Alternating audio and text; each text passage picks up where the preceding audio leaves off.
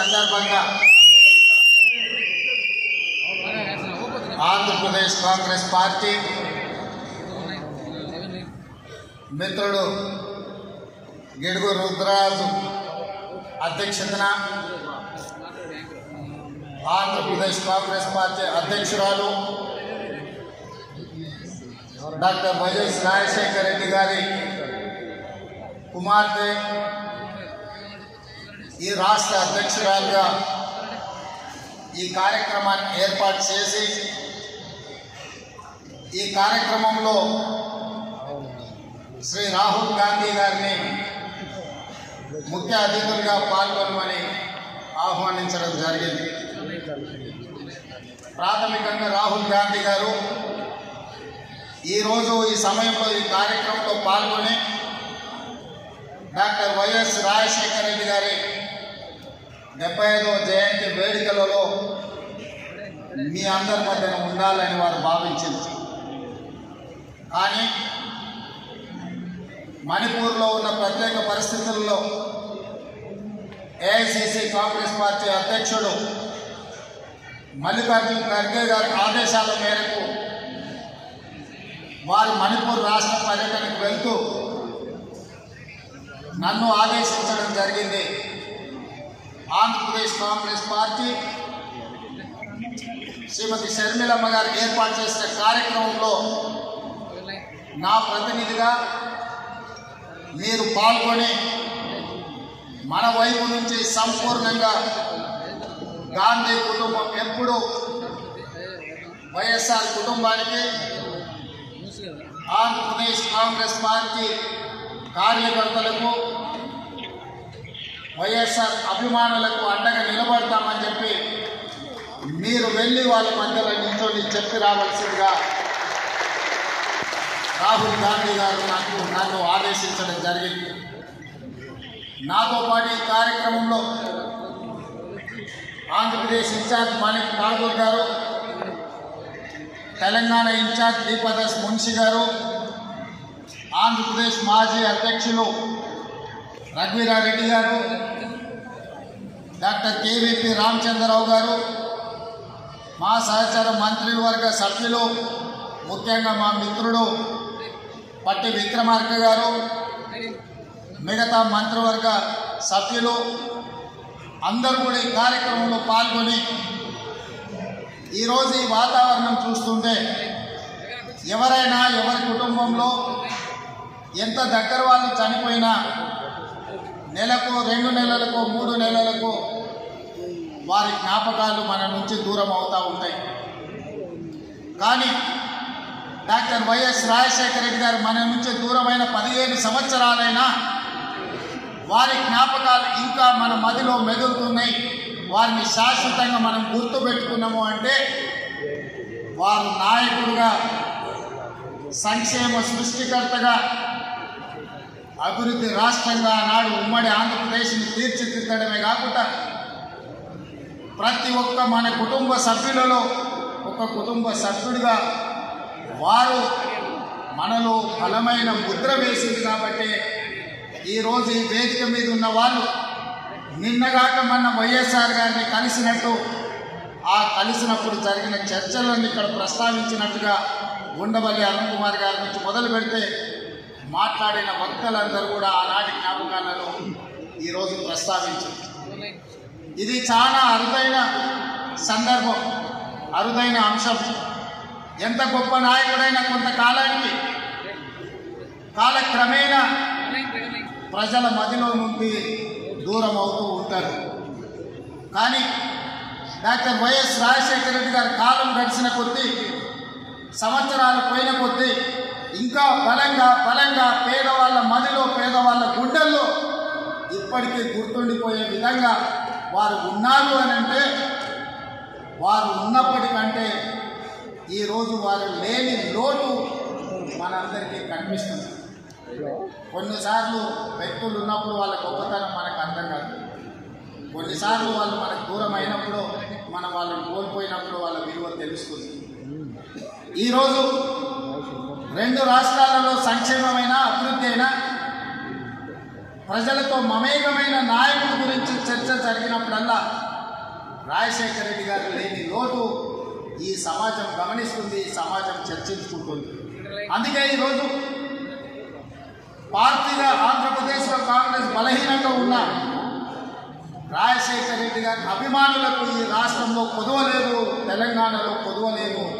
ఈరోజు అక్కడైనా ఇక్కడైనా లక్షలాదిగా వైఎస్ఆర్ అభిమానులు ఉన్నారు అని అంటే వారు బలమైన ముద్ర ఇచ్చింది. ఇక్కడ వేదిక మీద ఉన్న మిత్రులందరికీ అధికారంలో ఉన్నప్పుడు కానీ కాంగ్రెస్ పార్టీలో ఉన్నప్పుడు కానీ వాళ్లకు ఒకే రకమైన అనుభవాలు ఉన్నాయి. నాకు మాత్రం భిన్నమైన అనుభవం ఉంది వైఎస్ఆర్ గారికి. నేను మొదటిసారి 2007లో మొట్టమొదట స్థానిక సంస్థల నుంచి శాసనమండలి సభ్యుడిగా నేను కావచ్చు, మా మిత్రుడు భట్టి గారు కావచ్చు, లేదా మా గిడుగు రుద్రరాజు గారు కావచ్చు, లేదా పెద్దలు సిపిఐ నారాయణ గారు, వాళ్ళు ఎవరు ముఖ్యమంత్రిగా ఉన్నా వాళ్ళతో కలిసి ఉన్నా వాళ్ళతో కలిసి లేకపోయినా సమస్యల్ని గుర్తు చేసే విధానంలో మనమందరం చూస్తూ 2007 మొదటిసారి శాసనమండలి సభ్యుడిగా సభకు వెళ్ళినప్పుడు ఐఏఎస్కు ఐపీఎస్కు ప్రిపేర్ అయ్యే వాళ్ళు కూడా రాత్రంతా చదివే వాళ్ళు నాకు తెలీదు, చదివితేనే ఐఏఎస్ అయ్యేదో కాలేదో నాకు తెలీదు. కానీ శాసనమండలి సమావేశాలకు వస్తున్నాయి అని అంటే సమస్యల్ని ప్రస్తావించాలని, సమస్యల లోతులను తడమాలని, వైఎస్ఆర్ దృష్టిని ఆకర్షించాలని, వైఎస్ఆర్ గారి ముందల బలమైన వాదనను వినిపించాలి అని రాత్రంతా చదువుకొని ఉదయం సరాసరి శాసనమండలికి వెళ్ళి వారి ముందు చాలా విషయాలను ప్రభుత్వం తీసుకుంటున్న సంక్షేమ అభివృద్ధి కార్యక్రమాలను ప్రస్తావించి బలమైన వాదనను వినిపించేది. అదే కాదు 2009లో మళ్ళీ వైఎస్ఆర్ గారు రెండవసారి ముఖ్యమంత్రి అయినప్పుడు నేను మొదటిసారి శాసనసభ్యుడిగా ఎన్నికైన అదే విధానాన్ని కొనసాగిస్తూ మొట్టమొదటి బడ్జెట్ సమావేశాలలో వైఎస్ఆర్ గారు బడ్జెట్ను ప్రవేశపెట్టిన తర్వాత ప్రధాన ప్రతిపక్ష పార్టీ నుంచి దాదాపుగా 40 నిమిషాలు ఏకధాటిగా అంశాలను ప్రస్తావించినప్పుడు మధ్య మధ్యలో ముఖ్యమంత్రిగా పిల్లవాడని కాకుండా ప్రోత్సహించాలన్న ఆలోచనతో నేను లేవనెత్తిన అంశాలకు డాక్టర్ వైఎస్ రాజశేఖర రెడ్డి గారు లేచి సమాధానం ఇచ్చేవాళ్ళు. పక్క నుండి నాకు తెలిసి శైలజనాథ్ గారు అనుకుంటారు, ఆయన అట్లానే మాట్లాడుతుంటారు. సార్ మనం రిప్లై ఇస్తే ఇంకెక్కువ మాట్లాడతాడు, మనం చెప్పకపోవడమే మేలేమో అని చెప్పి అనుకుంటున్నాను, నాకు గుర్తున్నంత వరకు చెవిలా. కానీ వైఎస్ఆర్ గారు ఏమన్నారంటే, కొత్తగా సభలోకి వచ్చిన సభ్యులు అవగాహనతో మాట్లాడుతున్నప్పుడు మనం సమాధానం ఇవ్వడం ద్వారా వాళ్ళని ప్రోత్సహించాలి, తద్వారా నాయకత్వం బలపడుతుంది అని చెప్పి వైఎస్ఆర్ గారు ఆనాడు మాట్లాడారు. ఈరోజు తెలంగాణ రాష్ట్ర ముఖ్యమంత్రిగా సభా నాయకుడిగా నేను అక్కడ కూర్చున్నప్పుడు మొట్టమొదట గుర్తు చేసుకున్నది వైఎస్ఆర్ గారు ఆ రోజు మాట్లాడిన విషయం. ఎవరైనా సభ్యులు సభలో కొత్తగా వచ్చినా కూడా వాళ్ళ అంశాలను ప్రస్తావించినప్పుడు వాటిని వినాలి, కొత్త సభ్యులు మాట్లాడుతున్నట్టు సభలో కూర్చోవాలి, ప్రభుత్వం వైపు నుంచి సమాధానం చెప్పడం అనేది అది మన బాధ్యత, నాయకుడి యొక్క లక్షణము అని చెప్పి వైఎస్ఆర్ నుంచి నేర్చుకున్న అనుభవం మాకున్నది. పాలకపక్షంలో ప్రభుత్వంలో సంక్షేమం అభివృద్ధే కాదు, ప్రతిపక్షంలో ఉన్నప్పుడు మన పట్ల వైఎస్ఆర్ గారు వ్యవహరించిన తీరు కూడా ఈరోజు మనం ఆదర్శంగా తీసుకోవాల్సిన అవసరం ఉన్నది. ఏదైనా ముఖ్యంగా కమ్యూనిస్టు సోదరులు కావచ్చు, ప్రతిపక్షాలు కావచ్చు, ప్రజల తరఫున అంగన్వాడీ వర్కర్స్ కావచ్చు, ఆశా వర్కర్లు కావచ్చు, రిక్షా కార్మికులు కావచ్చు, చిన్న చిన్న కార్మిక సంస్థల నుంచి కూడా ఏదైనా రిప్రజెంటేషన్ తీసుకెళ్ళినప్పుడు సాయంత్రం 4 గంటల నుంచి 6 గంటల వరకు ప్రతిపక్షాలతో, కార్మిక సంఘాలతో, రైతు కూలీ సంఘాలతో డాక్టర్ వైఎస్ రాజశేఖర రెడ్డి గారు సమయం ఇచ్చి వాళ్ళు ఇచ్చే విజ్ఞప్తులు తీసుకొని ఆ సమస్యల్ని పరిష్కరించేందుకు ప్రయత్నం చేసేవాడు. ఉదయం ప్రజలు ఎవరు వచ్చినా ప్రజా దర్బార్లో వాళ్ళు ఇచ్చే విజ్ఞప్తులు తీసుకునేవాడు. ఆ విధంగా ప్రతిపక్ష నాయకుడిగానే కాదు, రాష్ట్ర ముఖ్యమంత్రిగా నాడు వారు ఒక చెరగని ముద్ర వేసింది. కాబట్టి ఈరోజు వేలాదిగా మీరు ఈరోజు ఇక్కడికి వచ్చి రాజశేఖర రెడ్డి గారి 75వ జయంతిలో మీరందరూ పాల్గొన్నారు. ఇవాళ ఈ రాష్ట్రంలో ప్రత్యేకమైన పరిస్థితులు ఉన్నాయి. దేశంలో ఏ రకమైన పరిస్థితులు ఉత్పన్నమైనవో ఈ రాష్ట్రంలో కూడా అలాంటి పరిస్థితులే ఉన్నాయి. దేశంలో ఉన్న పరిస్థితులను 2003 సంవత్సరంలో డాక్టర్ వైఎస్ రాజశేఖర రెడ్డి గారు ఇచ్చాపురం నుంచి చేవెళ్ళ నుంచి ఇచ్చాపురం వరకు 1475 కిలోమీటర్లు ఎర్రటెండలో ఏ పాదయాత్ర అయితే చేసి ప్రజల దగ్గరికి వెళ్ళి ప్రజా సమస్యల్ని కనుక్కొని 2004లో ప్రభుత్వాన్ని ఏర్పాటు చేసి ప్రజలకు చేరువైందో అదే స్ఫూర్తితో 20 సంవత్సరాల తర్వాత సరిగ్గా 2023లో రాహుల్ గాంధీ గారు డాక్టర్ వైఎస్ఆర్ గారి స్ఫూర్తితోని కన్యాకుమారి నుంచి కశ్మీర్ వరకు 4000 కిలోమీటర్లు మండు టెండర్లో మంచు కొండల్లో పాదయాత్ర చేస్తూ ప్రజల దగ్గరికి వెళ్తూ ప్రజా సమస్యల్ని తెలుసుకుని ప్రజా సమస్యల మీద పోరాటం చేయడంతో కర్ణాటక రాష్ట్రంలో కాంగ్రెస్ అధికారంలోకి వచ్చింది, తెలంగాణ రాష్ట్రంలో కాంగ్రెస్ అధికారంలోకి వచ్చింది, హిమాచల్ ప్రదేశ్లో కాంగ్రెస్ పార్టీ అధికారంలోకి వచ్చింది.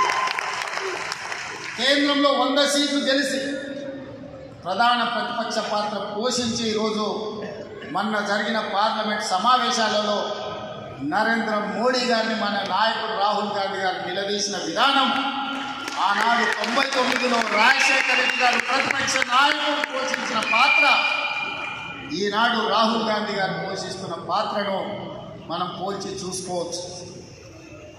ఈ సందర్భంగా 83-84లో వైఎస్ఆర్ గారు పిసిసి అధ్యక్షుడిగా 34 సంవత్సరాల వయసులో బాధ్యత చేపట్టి 20 సంవత్సరాలు 2004 వరకు ప్రతిపక్షంలో స్వపక్షంలో ఎన్నో ఒడిదుడుకులను ఎదుర్కొని నిలబడి నిబద్ధతను నిరూపించుకొని కాంగ్రెస్ జెండా మోసి 2004లో తిరుగులేని నాయకుడిగా నాడు ఆంధ్రప్రదేశ్కు ముఖ్యమంత్రిగా బాధ్యతలు చేపట్టింది. వారిని స్ఫూర్తిగా తీసుకోవాలి. 20 సంవత్సరాలు ఎన్నోసార్లు సొంత పార్టీ అధికారంలోకి వచ్చినా ఏ పదవి ఇవ్వకపోయినా పార్టీని వదలలేదు, పార్టీ కార్యకర్తలను కాపాడుకునే విషయంలో వెనుకాడుకు వేయలేదు. వైఎస్ఆర్ అంటే గుర్తొచ్చే మాట తప్పేది లేదు, మడమ తిప్పేది లేదు అనే పదం వైఎస్ఆర్ గారి డిక్షనరీలో ఉందంటే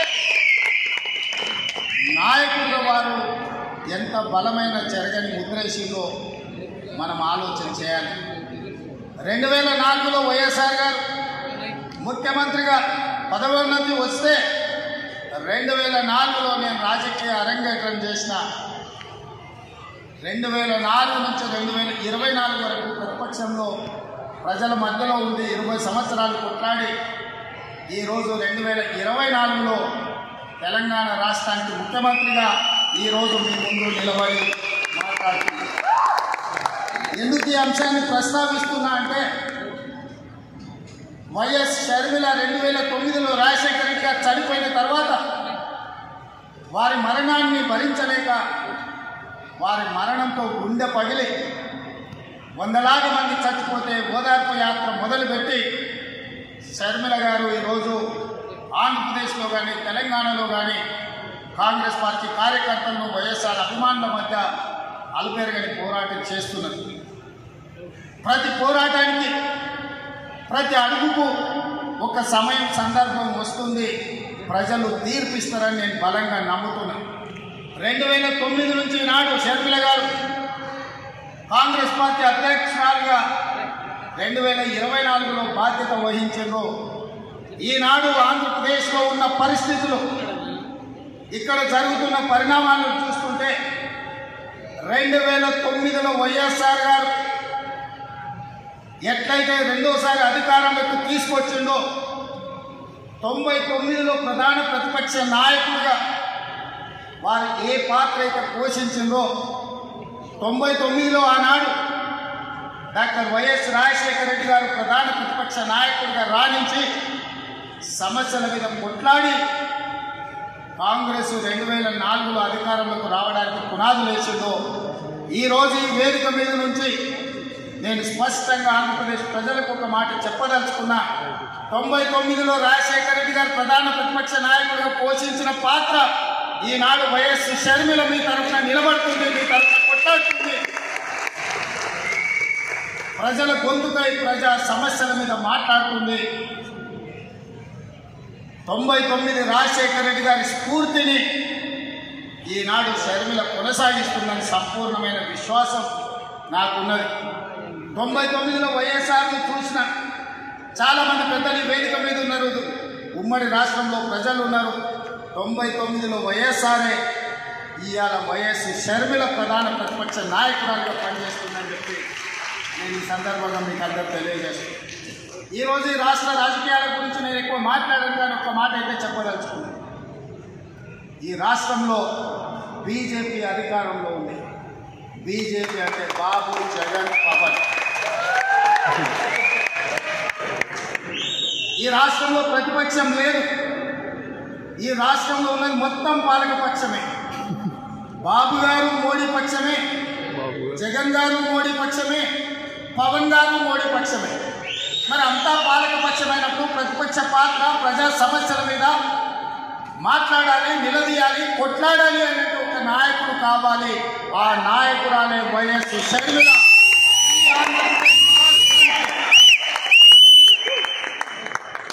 ఈ ఆంధ్రప్రదేశ్ రాష్ట్రానికి ప్రజల పక్షాన, బడుగు బలైన దళిత గిరిజన మైనారిటీ మహిళల పక్షాన నిలబడి కొట్లాడేది, నిలబడి మాట్లాడేది, ఢిల్లీతో నిలబడి కలబడేది వైఎస్ షర్మిల. షర్మిల గారి నాయకత్వంలో మీరు పనిచేయండి.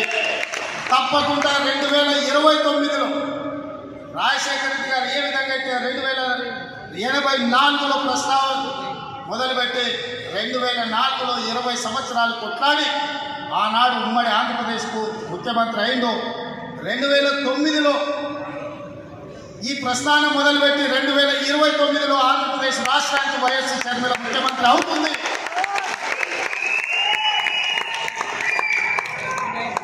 కార్యకర్తల త్యాగం, వైఎస్ షర్మిల పోరాటం ఊరికే పోదు. ప్రజలు నిశ్చితంగా గమనిస్తున్నారు. 2029లో ఈ దేశానికి రాహుల్ గాంధీ గారు ప్రధానమంత్రి అవుతారు. ఆంధ్రప్రదేశ్లో కాంగ్రెస్ పార్టీ అధికారంలోకి వస్తుంది. ఇదే వైఎస్ఆర్ చివరి కోరిక. ఈరోజు చాలామంది ఆయన పేరు మీద అన్ని రకాల లబ్ధి పొందింది. కుటుంబ సభ్యులుగా వారసత్వం రాదు. ఆశయాలను మోసినప్పుడే వారసత్వం వస్తుంది. ఆశయాలను మోసే వాళ్ళని వారసులుగా ఈరోజు మనం గుర్తించాలి, గౌరవించాలి. వైఎస్ఆర్ ఆశయం ఈ దేశంలో కాంగ్రెస్ బలంగా ఉండాలి. బడుగు బలైన దళిత గిరిజన మైనారిటీ మహిళల్ని ఆదుకోవాలి, హక్కున చేర్చుకోవాలి అనే ఆలోచనతో రాహుల్ గాంధీ గారు ప్రధానమంత్రి కావాలన్నదే వైఎస్ఆర్ గారి ఆలోచన. మరి ఈరోజు ఆంధ్రప్రదేశ్ ప్రజలు నేను అడుగుతున్నా, వైఎస్ఆర్ అభిమానులను నేను అడుగుతున్నా, వైఎస్ఆర్ పేరు మీద రాజకీయ వ్యాపారం చేసేవాళ్ళు ఆయన వారసులా, లేకపోతే నిజంగా వైఎస్ఆర్ గారి ఆశయం కోసం కష్టపడుతూ, ప్రతి ఒక్కరికి తెలుసు, బడికెళ్ళే పిల్లగానికి కూడా తెలుసు ఆంధ్రప్రదేశ్లో కాంగ్రెస్ అంటే గెలుచుడు కష్టం సార్, సర్పంచ్ అయినా అని. సర్పంచ్ గెలవడానికి కష్టమైనా పర్వాలేదు, నేను కష్టపడతా అని ముళ్ళబాట ఎందుకున్నది? వైఎస్ షర్మిల కాంగ్రెస్ పార్టీ జెండా మోస్తుంది అని అంటే కేవలం వైఎస్ఆర్ ఆశయాన్ని కొనసాగించడం కోసమే ఈరోజు వైఎస్ షర్మిల బాధ్యత తీసుకున్నారు. తెలంగాణ రాష్ట్ర ముఖ్యమంత్రిగా, తెలంగాణ కాంగ్రెస్ పార్టీ అధ్యక్షుడిగా గాంధీ కుటుంబానికి వారిచ్చే ఆదేశాలను పాటించేవాడిగా 100% మీకు అందరికి అండగా నిలబడతాం. షర్మిల గారికి తోడుగా నిలబడతాం. ఆంధ్రప్రదేశ్లో కాంగ్రెస్ను గెలిపించడానికి, కాంగ్రెస్ పార్టీ కార్యకర్తలను కాపాడుకోవడానికి, ఎలాంటి కార్యాచరణ తీసుకోవడానికైనా మేము సిద్ధంగా ఉన్నాం. నా మంత్రివర్గం అందరూ ఈరోజు ఇక్కడికి వచ్చిండ్రు అని అంటే మేమందరం అండగా నిలబడతామని చెప్పడానికే మంత్రివర్గాన్ని మొత్తం తీసుకొని వచ్చిన ఇక్కడికి. నేను ఒక్కనే వచ్చిండొచ్చు, లేదా రాహుల్ గాంధీ గారు పంపించినట్టు సందేశాన్ని కూడా పంపించుండొచ్చు. అలా కాకుండా మేమందరం, మా సహచర మంత్రివర్గ సభ్యులందరం కూడా వచ్చి వేదిక మీద కూర్చున్నాము అని అంటే మేమున్నాం మీకు అండగా నిలబడడానికి, మేముంటాం మీకు తోడుగా నిలబడడానికి, విజయవంతం చేయడానికి. ఈ మధ్య టీవీలో పేపర్లో చూస్తున్న కడప పార్లమెంట్ ఉప ఎన్నికలు రావచ్చు అని. నిజంగానే ఉప ఎన్నికలు వస్తే ఊరు తిరిగే బాధ్యత నేను తీసుకుంటా.